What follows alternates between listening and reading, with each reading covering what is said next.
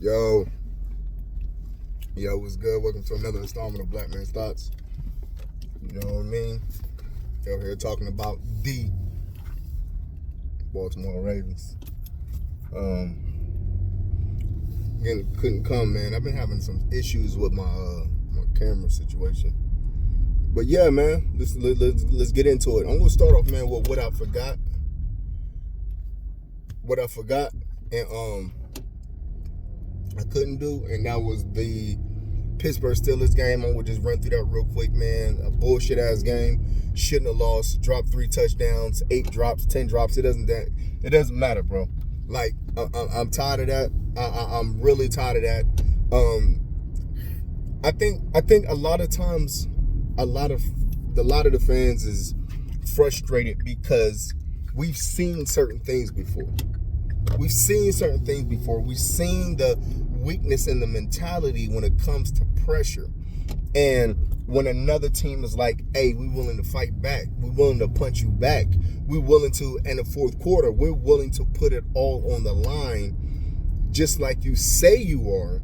And when you find out that they're putting it on the line and they're starting their comeback, we've seen that situation before where the pressure, it doesn't work for us. And what do I mean that? We've seen so many times. Look at the statistics on how many blown fourth quarter leads. How many games we was up in the fourth quarter by a touchdown or two. How many times we've been up and just lost the game. And what is that? That's a weak mentality. That is not being able to perform in clutch situations. That is what they say is, oh, you choked. When you choke, and what is choke? Choke comes down to the mindset. It comes down to your heart. Because if you are good enough to be up, you're good enough to maintain the lead. But the problem is, I don't know. The problem is whatever is going on, either they're taking their foot off the gas, or they're not taught to punish, to end the game, to be that warrior and make that kill. While you're looking at the opponent in his eyes, you want to get merciful and say, you learned your lesson, instead of saying, no, I'm going to finish this. They're missing that. They've been missing that. And I hate to say they've been missing that for quite some time. They'll play down to their competition. And a lot of people are calling for John Harbaugh's head because of that. And I have to admit, if you fire the OC and the problems are still the same, you get a new defensive coordinator, the problems are still the same.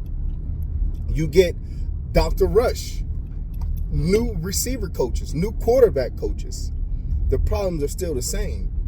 Then it has to go with, okay, well, who's implementing this mindset into the players?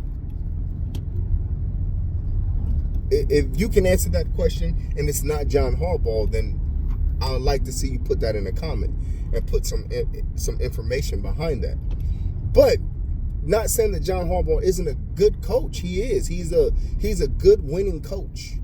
But the problem is he a killer when it needs to be? You know what I mean? He's a good guy, man. He knows how Odell Beckham says he runs a first-class organization. But can he burn the house down? What do I mean by that?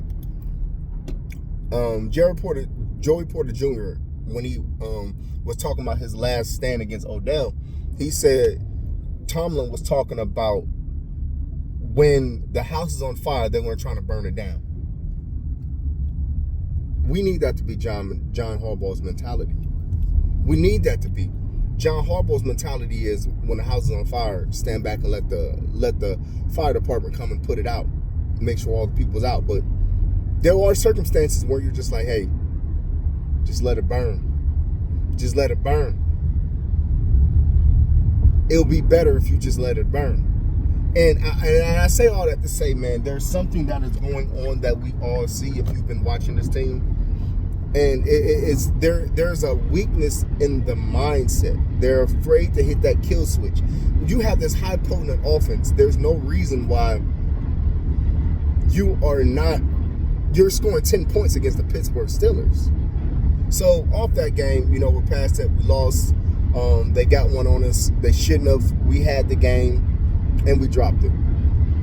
That shit sucked the whole damn week. Like they've been kind of docile lately, the Schittsburg, and Bengals has been running their mouth. So my hatred for the Bengals had ramped up very high. But that game reminded me of why I hate the Steelers. It really did. It reminded me why I hate the Steelers, and I'll just leave it at that. But let's move on. Another loss. So that's we lost to them and the Colts. So we played Tennessee. We all know how it went for us last time we played Tennessee overseas. That was literally the maddest and most angriest I've ever got in my life. And it taught me how to look at the game differently, because I was extremely mad when we played Jacksonville and we lost in London, I believe. And now we're playing Tennessee. We played Tennessee. We won. I think they should not have been able to score those points, but we won. And we won, and how they score those points is the same way I started talking. The minute problems hit, they shit the bed. And it happened just like that. It happened just like that. Turnovers, miscues. The minute they started gaining momentum, Derrick Henry ran that long run, and after that, it became a deer in headlights. And over time, they were able to settle down, get back into more of a rhythm. And that's what I like more about this offense, more than Greg Roman's offense, is that when Greg Roman was running the offense, if you notice that our comebacks would happen with 3-4 minutes left. Now we're able to go back out there, reset, and say, okay, we need to get something going, and we're able to hit quick strikes. We're not milking the clock down to 1 second, which is eating up more time. We're going out there and we're just firing. So what I liked about this, other than the Pittsburgh, we didn't have the drops, and Lamar Jackson. And I said something after that one of the losses about him keying in on 1 or 2 targets, Zay and Andrews, but that's not the case, and I have to retract that statement, because Lamar Jackson is spreading that ball around, and kudos to him, and he's throwing the ball very well. I think the problem is him and Bateman are not in sync at all. I don't know what's going on with Bateman. I don't know if he's in his head too much. He just wants to make the play so bad that he just common sense has left, or he's not forgetting, hey, I already have chemistry. He's forgetting the nuances, or maybe this offense is just. I remember a while ago when Belichick, when the Patriots was firing on all cylinders, they would have these receivers coming. I remember a receiver in particular, I'm not going to mention his name, they were saying he was having a hard time picking up that offense. And it was very, very complex. And it didn't work out for him. And that's what I'm thinking with Bateman. His injury has set him back. Now he's in his mind. And it's a new offense. And he's out there. He's running the plays. If you look at his snap count, it's up there. When he plays, when he's able to play the game, they utilize him. The problem is he's not on the same page with Lamar. The problem is it's the clear classic on. It looks like he just got to the team. It's like he's trying to figure out the offense. So I just hope that they allow him to just keep going out there, because I think over time, talent is going to win out. And if you're able to beat your man and create separation, that alone is going to cause you to get open. That alone is going to cause you to get open, which is hopefully Lamar sees that you're open and hits the open target. But something is clearly going on with Bateman. Odell, nice little catch. 2 catches. I think he had like 38 yards, 34 yards. And he showed very good burst. So that's good for him. Good confidence builder. He knows that, hey, I can make a move after the catch still in a real-time game. So that's kudos to him. And definitely like to see more of that going forward. I do think that they should utilize more than Zay Flowers on screens and reverses, because we've seen them use Bateman, and we see him hit a slant and take that bitch to the house. So there's no reason why they're not giving him short touches to get him to go. The dude runs very fast. Things like runs like a 4.39. You know what I mean? Super low 4.4. So that I don't understand on what is the small utilizations with Bateman. Like, okay, for instance, when we were up by a lot, to me, I thought it would have been a good idea, a good few times, take a few series to force feed. Force feed Bateman, force feed Odell. I know it sounds crazy, but you're doing it with Flowers. And you've done it with Mark Andrews in the past. Force feed them. Get their confidence and get that chemistry with Lamar going. Get it going. Obviously, they weren't there in training camp. So you have to, and they weren't there in the preseason, and Lamar didn't play in the preseason. So there has to be a time where you're force feeding, get them the chemistry. Bateman didn't go out there and work out with Lamar during the offseason. He was rehabbing. You have to, at some point in time, you have to force feed and get that chemistry back, because honestly, he should have the most chemistry next to Andrews. So if the chemistry's off, if he's not healthy, don't play him. But if the chemistry's off and you understand that it's a chemistry situation, then I think that, when we're up or early in the game, throw Bateman some screens. Give him something short to get his confidence going early in the game. The same as Odell. Get them boys going early. The pass rush was amazing. I love to see it. Matabuke is playing exactly how we wanted him to play. I'll definitely, and you know what? Clowney had a good game too. Vinoy had a very good game. The defense pass rush was humming. I don't agree with the Kyle Hamilton getting kicked out. That was a bad call. I do understand the call in the sense of, he hit with his head, but to kick this man out, I think they have to revise that rule and say, yeah, we'll fine you. Yeah, we'll do a penalty. But to kick you out, they should be able to show some kind of, hey, this was on purpose intent.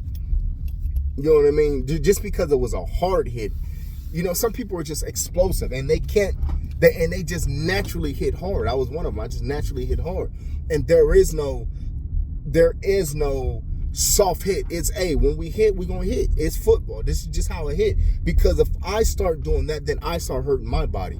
So I think they have to be cognizant on, there are some players out there who just like, hey, I don't know how to, not hit hard. If I hit, I know how to hit safety. I know how to not lead with my crown. I know how to not dive at the ankles and stuff like that when I'm looking. But when I hit you, I'm an explosive player. Player. That's like Tank in a fight telling him not to hit with his strength. It's just going to come out naturally because that's what he naturally does. He's a naturally Tank the boxer. I mean, that's what he's just a natural explosive puncher. But anyway, I think that I honestly didn't mind the game called by the OC. I think I would like to see where Gus. It just seemed like Gus and Justice Hill at certain points of the time they disappeared. You don't see them, and I'm like, you've seen them so much and they were doing decent. Why do you stop the rhythm? Why do you stop them from? You take them out for a while, and then it just seemed like the second half they don't run as hard. And I think it's because they've lost that rhythm. They lost that timing. I really hope they get that fence. I'm tired of the whole, in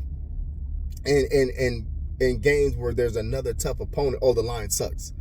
Does the line suck or doesn't suck? Because on games that we win, you don't hear too much about the line. You know what I mean? I'm glad we have Moses back. We got McCary back. They practice all week, full participants. But I only say that to say, man, when we played against the Steelers, that line was ass. And yeah, we were out major players. That plays a part. But there have been times when we've been not out.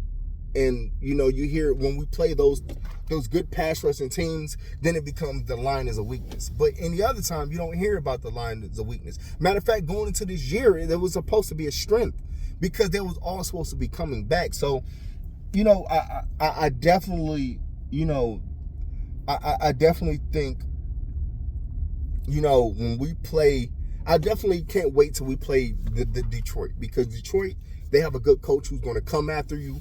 And they got them boys playing. So that's going to be a good test for the offensive line. And when everybody's healthy. And Ronnie Stanley doesn't look as good. And I've been saying it before. We're babysitting somebody who now doesn't look as good as he used to. Let's keep that in mind. But overall, man, I thought it was a good game. We won. We're 4-2. Um, I think Zay is definitely the man. I just think that the way that they're using Zay is good, but then it's like, bro, we can do that with other players. You know, we can do that with other players, and I don't like the how many times we're trying to run Lamar. I know he's fast. I know he's going to get his, but we're running Lamar when we have a Keaton Mitchell, a Justice Hill, and a Keaton Mitchell, or Justice Hill, or forget Keaton Mitchell. He hasn't played yet, but we have a Justice Hill and an Andrews and a Gus and a Justice Hill who can take those punishments. So why are we running Lamar Jackson in situations where it's like, bro, just use a damn running back. Use a fucking running back. Like, he's going to take the punishment. I don't want to see Lamar Jackson, unless it's need be, you know what I mean, just take an unnecessary punishment because we're on the goal line and we can't get in. Fix the damn goal line issues. I don't want my quarterback getting smacked around because we're afraid to run the 240-pound Gus Edwards up the damn middle. Or better yet, a 300-pound Pat Ricard. I mean, why are these people on the team if we're not going to use them in those situations, right?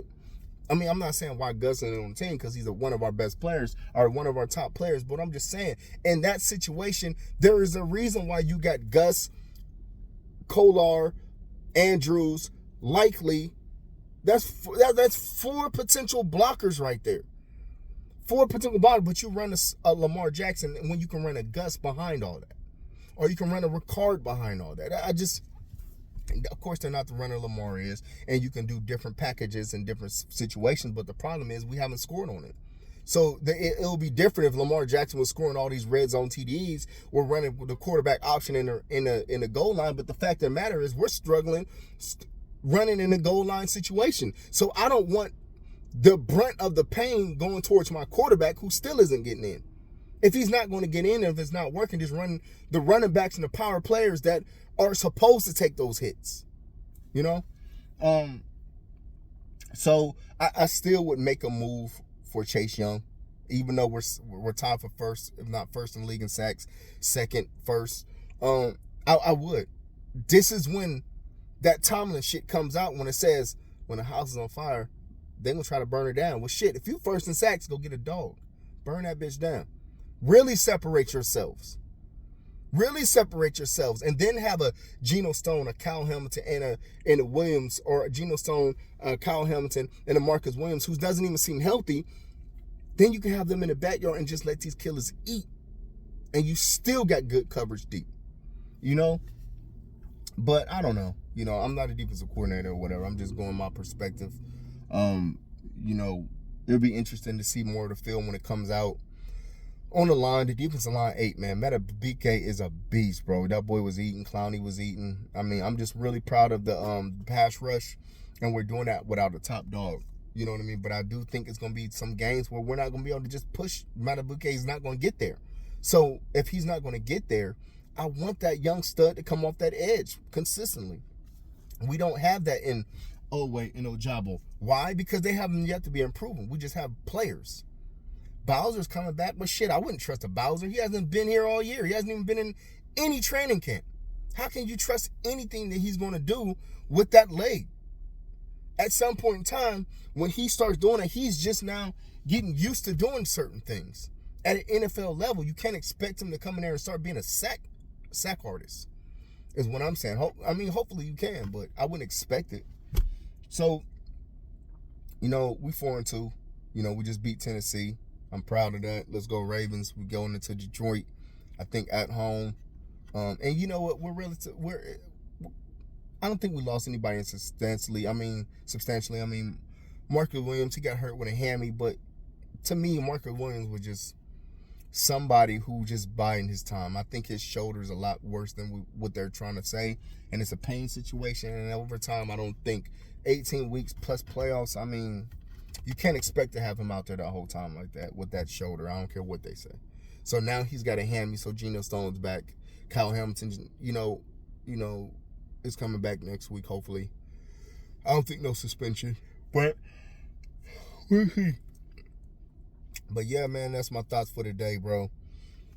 Like, subscribe, share, man. Let me know what you think, man. How you think we're going, man? Where you think the deficiencies are?